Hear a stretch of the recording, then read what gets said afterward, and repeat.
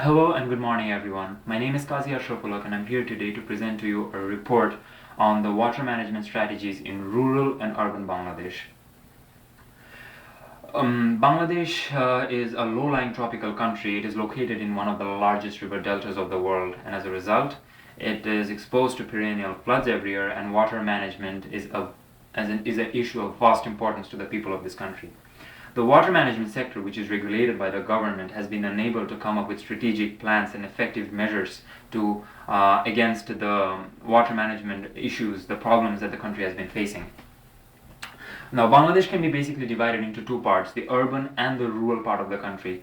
The rural part comprises of almost 79% of the total population of the country, while the 21% is distributed among the few major cities the country has. In the urban population, the biggest threat is arsenic. Arsenic has been found in the groundwater of Bangladesh since the government introduced it as a preventive measure against waterborne diseases. But since then, it has been accumulating so much that it has affected the lives of millions of the people living in this rural population. Since people in the rural areas of in these rural parts of the Bangladesh are people from lower socioeconomic classes, they rely heavily on groundwater for the drinking, washing, and bathing purposes, and the groundwater is what is arsenic contaminated. Now,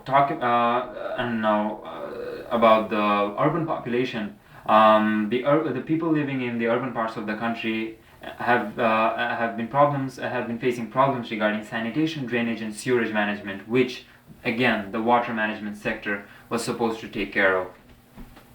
All in all, the government has been failing in four major parts. That one, in preserving groundwater, which is a very important source of clean water for the people of the country, but the groundwater is being used up more and more, and the government has no idea of where it is going. Two, it has to improve interdisciplinary actions. The staff of the water management sector are more engineering oriented rather than communication and accounting based, and as a result, these problems are actually leading to the ultimate problems that the government the water management sector offices has been facing in controlling the situation of things. Three, increasing awareness in the rural parts of the country. The government hasn't been able to provide good awareness raising programs for the rural parts of the country against arsenic poisoning. And four, sanitation, drainage, and sewerage, as discussed earlier, facilities in the urban parts of the country have not been rectified. Now, the purpose of my research would be the collaboration of previous research.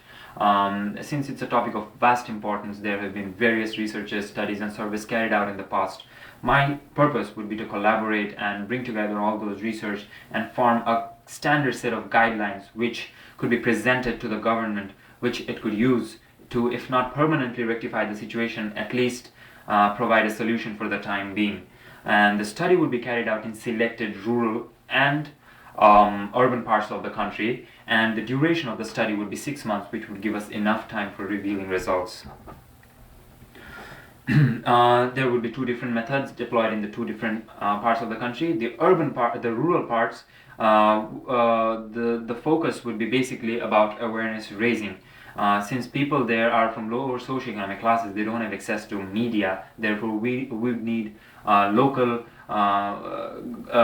non-government organizations and human rights organizations like you guys to send volunteers to such places to reach out to those people and raise awareness by awareness raising programs of what arsenic affects, of how arsenic affects health, and setting up posters and banners and signs in front of the tube wells where which provides safe and unsafe drinking water. And there would be surveys carried out before and after the study, which we would compare to see if the awareness raising programs have worked or not.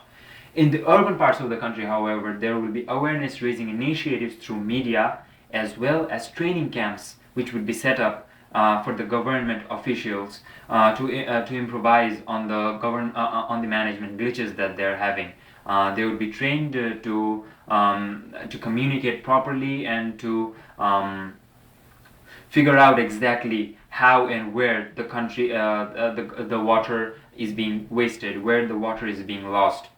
And there would be surveys carried out in the urban parts of the country as well, which would ask local people in the local citizens, urban citizens, to asking of their views of what could be done to improve the situation and what have been their past experiences with water management officials. This way, it leaves the survey and the study more open-ended for future researchers to work on it and provide, if not temporary, if not permanent, at least a good source of study which the government could use to then